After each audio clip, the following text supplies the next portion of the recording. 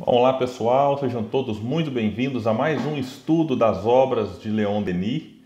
É uma alegria poder estar aqui com vocês neste espaço, refletindo um pouco sobre o pensamento deste que foi o grande apóstolo do Espiritismo. Dando continuidade então ao nosso estudo do livro O Porquê da Vida. E detalhe, já estamos no 20º estudo deste livro. E hoje iniciaremos o capítulo 6, intitulado Justiça e Progresso. Mas antes de iniciar, aqueles que eventualmente perderam algum episódio anterior, algum estudo anterior dos 19, no meu canal do YouTube tem lá, você clica em playlist e tem lá Estudo o Porquê da Vida, em que todos os anteriores estão salvos, organizados na ordem para facilitar aqueles que eventualmente querem rever, querem assistir novamente, com calma. Então fica aí este convite. O capítulo 6 do livro O Porquê da Vida é intitulado Justiça e Progresso. Eu até comentei lá atrás que no capítulo anterior, intitulado As Vidas Sucessivas, Leon Denis ali, ele não explorava tanto a questão da reencarnação como ele vai explorar agora, neste capítulo 6. E é interessante que justamente aqui, quando se traz a ideia de justiça, e os espíritos dizem para Kardec, né, que a gente precisa da reencarnação meio que para fundamentar, para explicar bem essa questão da justiça divina. Que a justiça divina, levando-se em conta uma única existência, com um local determinado, céu e inferno depois dessa existência, parece um pouco estranha. Então, a justiça de Deus, para se fazer mais compreendida, precisa dessa pluralidade das existências, de que o indivíduo ora está com corpo, ora está sem corpo, nesse constante ir e vir, sempre em busca de progresso. E neste capítulo, só já dando aqui um spoiler, porque é claro que a gente não vai conseguir trabalhar todo ele neste estudo de hoje, até porque é o capítulo mais extenso de todo o livro. Ele vai falar de reencarnação, vai falar do papel da dor, vai falar de esquecimento do passado, por que a gente não se lembra de outras encarnações, já que vivemos antes do berço. Vai falar de lei de causa e efeito e das provas da riqueza, pobreza, desigualdade social. Enfim, são muitos assuntos neste capítulo 6 que a gente deve ficar aqui vários estudos nele com a intenção de extrair ao máximo aquilo que Leon Denis queria nos trazer. E aqui ele começa no primeiro parágrafo dizendo que a lei superior do universo é o progresso incessante, a ascensão dos seres para Deus, foco das perfeições. Então ele vem dizer, olha, tudo nos direciona ao progresso. É como se essa lei fosse a lei que nos arrastasse, que nos puxasse ou nos convidasse, dependendo aí da situação em que estamos. E aqui ele fala de uma maneira muito bonita de um assunto extremamente complexo. Veja só, das profundezas do abismo da vida, através de uma estrada infinita e uma evolução constante, nós nos aproximamos dele, de Deus. Aqui é legal porque ele já fala de viagem, né? Das profundezas da vida, já nos vincula a uma estrada em busca da aproximação de Deus. E quando se fala em profundezas da vida, a gente pode buscar aqui o que se tem nas profundezas, por exemplo, do solo, da terra. A gente vai encontrar aquilo, o elemento mais mineral, digamos assim. E aí a gente vai observar então que lá naquele elemento mineral, das profundezas do abismo da vida, das profundezas do próprio planeta, a gente vai observar que já existe princípio inteligente. Não existe ainda a inteligência individualizada, o ser inteligente criado por Deus, mas já existe um princípio de inteligente, como os espíritos disseram a Allan Kardec na questão 540, em que num dado momento eles dizem para Kardec assim, é assim que tudo serve, que tudo se encadeia na natureza, desde o átomo primitivo até o arcanjo, que também começou pelo átomo. Isso aqui é um assunto muito complexo. A individualização do espírito, quando ele deixa de ser o princípio inteligente, como está lá na questão 23 do Livro dos Espíritos, até ele passar para a questão de ser um espírito com a letra E maiúscula, se não me falha a memória, questão 76 de O Livro dos Espíritos, a gente observa que há ali uma evolução, que há ali um estágio. A gente não sabe exatamente, bom, pelo menos eu não sei, né? Quando se dá efetivamente esse processo de individualização. Quando é que realmente há essa separação? Que é realmente 76. Que definição se pode dar dos espíritos? Nós até já falamos em estudos anteriores. Os espíritos com a letra E maiúscula são os seres inteligentes da criação. Mas esses seres inteligentes, ao que tudo indica, pelos estudos que já foram feitos, até mesmo por aquilo que Allan Kardec nos traz, não foram criados seres inteligentes assim, no estalar de dedos, mas houve ali um progresso do princípio inteligente, que é realmente a questão 23, que é espírito, letrinha E minúscula, o princípio inteligente do universo.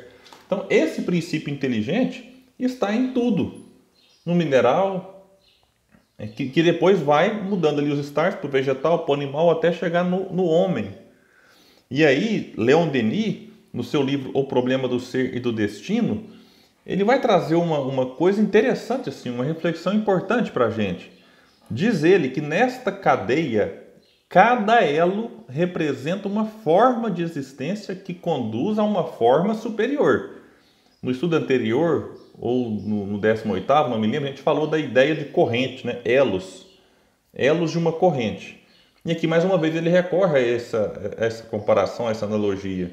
Nesta cadeia, cada elo representa uma forma de existência que conduz a uma forma superior, a um organismo mais rico, mais bem adaptado às necessidades, às crescentes manifestações da vida. Mas, na escala da evolução, o pensamento, a consciência, a liberdade só aparecem depois de muitos degraus. Gravem isso: pensamento, consciência e liberdade. E Leon Denis, esses três elementos só vai aparecer depois de muitos degraus. E aí ele vai explicar, fazendo aqui agora mostrando os degraus. Na planta, a inteligência dorme. No animal, ela sonha. Só no homem, ela, a inteligência, desperta, se reconhece, se possui e se torna consciente. A partir de então, o progresso, de certa forma fatal nas formas inferiores da natureza, só pode ocorrer pela concordância da vontade humana com as leis eternas.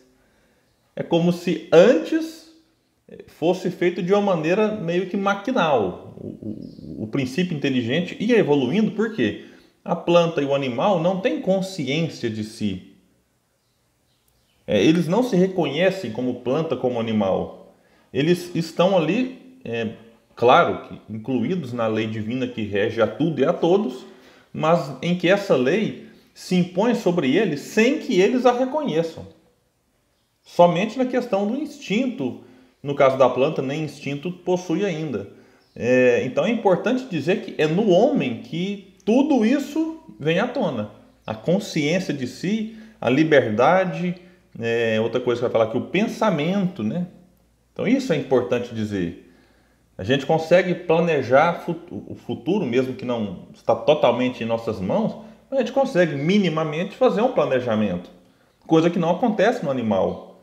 Então a gente precisa observar, né, tudo isso que está à nossa volta, reconhecendo já do animal em relação à planta um estágio acima, e nós em relação ao animal, obviamente, outro estágio acima, sem que isso diga que não existe animal em nós. O animal está aqui, né? Aquilo que a gente trouxe do reino animal, aquilo que a gente trouxe do reino vegetal e do reino mineral, inclusive na constituição física do nosso corpo. Basta pegar um exame de sangue que a gente vai ver a quantidade de elementos do reino mineral em nós. Ferro, zinco, potássio, água, um monte de coisa aí que está aqui em nós, então não dá para negar isso, né? Também a questão do reino vegetal e do animal, isso é até um pouco mais fácil da gente compreender. E aí Leon Denis vai continuar dizendo então no livro O Porquê da Vida, que no fundo de cada alma está depositado o germe de todas as faculdades, de todas as potências. Cabe a ela fazê-las eclodir através de seus esforços e seus trabalhos. Então, já está em nós. Então, não é que daqui 10 encarnações vai vir Deus depositar um germe, uma potência em nós. Já está. A questão é só fazer com que tudo isso ecloda. Fazendo com que isso ecloda, a gente vai aproximar de quem? De Deus. De quem no sim? Não é que Deus é uma pessoa, esse quem. É só para entender melhor. E onde que está Deus na verdade? A resposta foi Jesus que nos disse: o reino dos céus está dentro de vós. Então, quanto mais eu progrido, mais eu reconheço Deus em mim. Mais eu reconheço Deus dentro de um irmão, dentro de uma pessoa querida. Que é lá que Deus está, essa centelha divina está em nós. E aí Leon Denis vai dizer que, encarado sob este aspecto, nosso adiantamento, nossa felicidade futura é obra nossa. A graça não tem mais razão de ser. A justiça irradia-se no mundo. Portanto, se todos nós lutamos e sofremos, todos nós seremos salvos.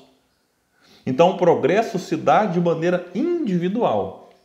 Eu não consigo evoluir para o outro, mas eu não consigo evoluir sem o outro. É um processo individual, mas que se dá no coletivo, se dá na convivência. Por isso, Kardec traz a lei de sociedade.